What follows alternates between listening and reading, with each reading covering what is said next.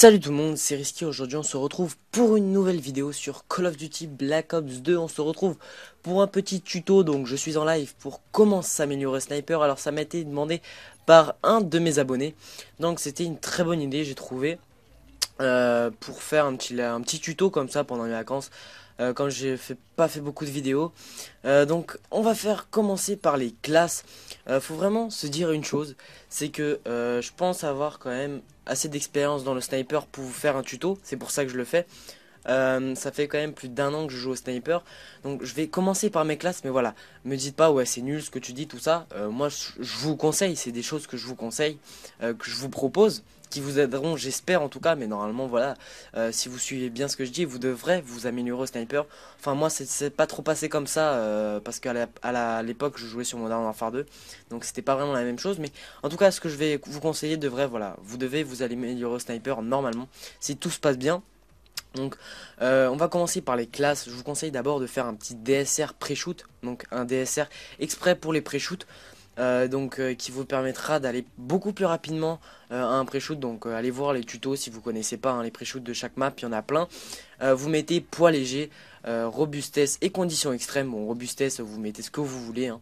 Ça c'est pas important, mais poids léger et conditions extrêmes. Et la petite hache de combat, pour tenter des petits cross de map au passage. Comme atout, vous mettez le chargeur grande capacité et la balle blindée. Ça vous permettra de faire des fois des petites quad feed, voire 5 feed au pré-shoot. Donc ça peut être vraiment sympa, mais il faut vraiment avoir une longueur d'avance sur les ennemis. Donc pour ça, voilà, je vous conseille de faire une classe assez spécifique pour ça. Ensuite, pour une partie assez basique de feed sur Black Ops 2, au DSR, vous mettez un petit chargeur grande capacité et le processeur balistique, donc juste le processeur balistique qui change. Après vous mettez poids léger, enfin ce que je vous conseille, poids léger ou fantôme, et moi je préfère poids léger parce que si vous mettez fantôme vous êtes juste trop lent. Il faut absolument poids léger, robustesse et main leste et dextérité. Après vous mettez Sentex, moi je vous conseille la Sentex et l'insertion tactique, mais je l'ai pas encore. Donc voilà une classe assez simple, mais qui est vraiment très pratique pour des parties où vous allez certainement rentrer des très beaux clips quand vous serez habitué. Ensuite on va passer au balista, mais en fait c'est un peu le même principe que le DSR, hein. Les atouts ne changent pas.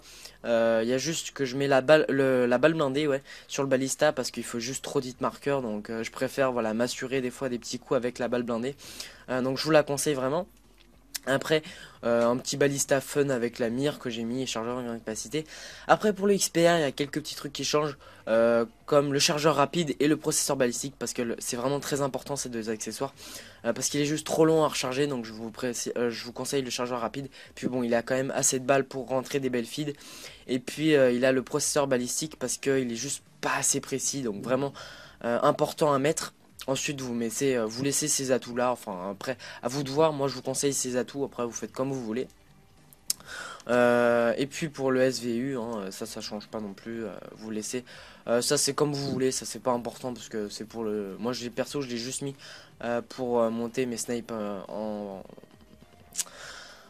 en mince, en diamant. Mais voilà, c'est franchement le SVU, c'est pas important. Donc maintenant, après pour les séries de victimes, je vais vous donner un petit conseil. Moi personnellement, quand je joue, je mets tout le temps le drone, la microstation orbitale et l'unité canine, pardon, ou le Warthog à la place de l'unité canine. Mais vraiment, je vous conseille de mettre un drone et une microstation orbitale. C'est juste super pratique, hein, quand vous voulez aller faire des petites quad feeds sympas. Vraiment, vous avez de quoi rentrer des clips. C'est vraiment les séries de victimes les plus utiles pour ça. Donc je vous les conseille. Bon là, j'ai pas encore débloqué la microstation et les Warthog, mais des fois je mets le Lockstar.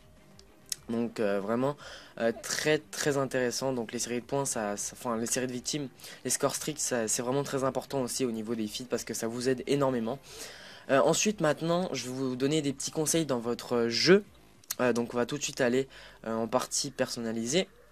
Donc premièrement, je pense que le plus important c'est de vous entraîner, très arch, mais à votre disposition, je veux dire, des petits parties personnalisées où vous pouvez mettre des ordinateurs. Donc voilà, utilisez-les pour vous entraîner au sniper. Vous faites vraiment 2-3 parties au sniper, vous arrêtez pas. Faut vraiment beaucoup jouer, hein, avec le sniper pour vous améliorer. Donc je vais prendre le DSR pour vous montrer. C'est vraiment très important. Et puis c'est voilà, il n'y avait pas ça sur les Infinity War, donc Modern Warfare 2 et Modern Warfare 3. Donc je vous le conseille vraiment de vous entraîner avec ces petits ordinateurs. Et à partir du moment où voilà, vous faites des très belles parties, je veux dire avec des beaux scores, que only quickscope, bon bref vous m'avez compris, pas de hardscope, des très belles parties, je pense qu'à partir de ce moment là vous pouvez aller en multijoueur. Pour les ordis, pas besoin de mettre vétéran, hein, vous mettez deuxième classe ou recrue. C'est vraiment juste le truc le plus important, c'est de comprendre le concept et de vous entraîner. Après, à partir du moment voilà, où vous faites des très bonnes parties au sniper, only quickscope, voilà, pas de hardscope, je pense qu'à partir de ce moment là voilà, vous pouvez aller en multijoueur. Ensuite je vais vous donner deux petits conseils au niveau de votre jeu. Donc premièrement, moi je me mets en tactique et en sensibilité 12. Donc le tactique, pourquoi? Parce que quand vous arrivez par exemple, il n'y a juste pas le temps de faire rond, c'est juste plus pratique de faire de se mettre en tactique, parce que vous arrivez par exemple ici, vous faites tac tac, vous visez, ils arrivent et là vous savez, voilà, vous perdez aucun temps pour vous baisser et voilà, enfin vous m'avez compris, pour s'accroupir. C'est vraiment ce qui est juste de pas important, c'est le cut quoi. Faire ça quand vous êtes au corps à corps, voilà, même rond, il y a largement le temps de le faire, faut juste prendre l'habitude. Mais c'est vraiment pas important, donc je pense que c'est très pratique de se mettre en tactique. Moi je joue plus qu'en tactique.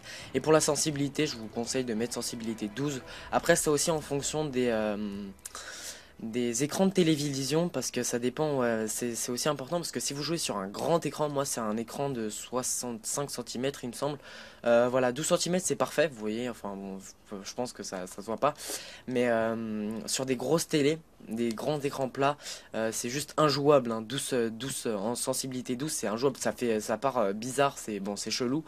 Peut-être qu'il y en a qui ont des télés comme ça. Moi je trouve ça injouable, hein. Je joue jamais avec la play sur des écrans comme ça. Parce qu'un jour j'ai testé chez mon père, c'est un truc de ouf quoi. Bon bref.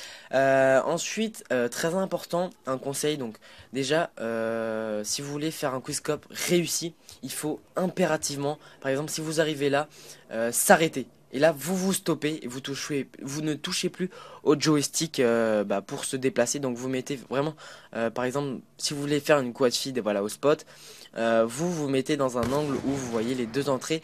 Et là, vous pouvez voilà, rentrer des boxscopes, des drag shots, bon bref, enfin des drag scopes, pardon. Mais si vous bougez par exemple comme ça, le quick il va pas rentrer, hein. Le quick ou le flash, n'importe, ça va pas rentrer, parce que quand vous bougez, bah ça va fail la balle. Bon, vous pourrez pas en tout cas. Vraiment c'est très important. Mais moi j'ai encore du mal, voilà, à m'arrêter quand j'arrive. Mais c'est très important. Donc vous devez vous arrêter pour ensuite enchaîner. Donc c'est très important. C'est l'une des choses, voilà, les plus importantes au sniper. Donc même moi j'ai encore un peu de mal, hein. Des fois je suis comme ça, je bouge et en même temps que de tirer. Donc c'est pas facile. Donc voilà, très important. Ensuite, une autre chose assez importante, ne pas... donc là, vous voyez, par exemple, quand vous êtes au viseur, je vous conseille de ne pas retenir votre souffle. Dans le sens où, en fait, si vous retenez, par exemple, voilà, vous avez le mec là, c'est parfait, tiens, il y a des mannequins en plus, pour moi. Donc si par exemple, je vais me mettre un petit peu plus loin, je me mets là, je vise, je retiens mon souffle, vous voyez, j'en enchaîne un, et là voilà, le snipe, il part en couille. Donc il est vraiment, vous faites comme ça, et là voilà, après quand vous avez plus de souffle, il va vraiment partir dans tous les sens. Et si vous êtes en pleine quad feed, bah ça va tout gâcher. Donc ce que je vous conseille de faire, c'est arriver par exemple, si vous arrivez là, vous êtes au spot, vous laissez votre viseur, vous essayez de le gérer avec vos deux joysticks. Donc là vous voyez que ça part pas trop, voilà, il y a vraiment une bonne précision. Donc vous tirez une balle, deux balles par exemple, s'il y en a un deuxième, et là à partir de ce moment là, pour vraiment essayer de ne pas fail les dernières balles, vous retenez votre souffle. Là vous aurez vraiment, voilà, le souffle quand même ça dure un certain temps, donc vous avez le temps de les finir pour faire une jolie feed. Donc c'est vraiment un tuto sniper pour plus les feeds, mais en même temps pour aussi s'améliorer au quickscope. Donc j'espère que ce tuto vous aura plu. Pour les trickshots c'est pas encore, hein, parce que je suis vraiment une brêle au trickshot. Enfin bon, je suis pas très fort. Par exemple je vais vous en montrer un, tiens. Tiens, sur Black Ops 2 j'ai même jamais testé les trickshots. Hop hop, non je rigole. Non, je suis vraiment trop nul au trickshot. Tiens, le C4 shot, hop, oh c'est dommage. Peut-être avec le viseur laser c'est plus facile à faire, j'ai jamais testé le C4 shot. Non, bon bref, ça marche pas, j'ai un petit peu du mal encore avec ça. Bref, en tout cas, j'espère que ce tuto vous sniper en aura aidé plus d'un, qu'il vous aura plu. Si c'est le cas, n'hésitez pas à laisser un petit like, à commenter si vous avez des questions. Et puis, bah écoutez, moi je vous dis à la prochaine, portez-vous bien. Faites un petit tour sur ma chaîne si ça vous a plu. À la prochaine, allez, bye tout le monde.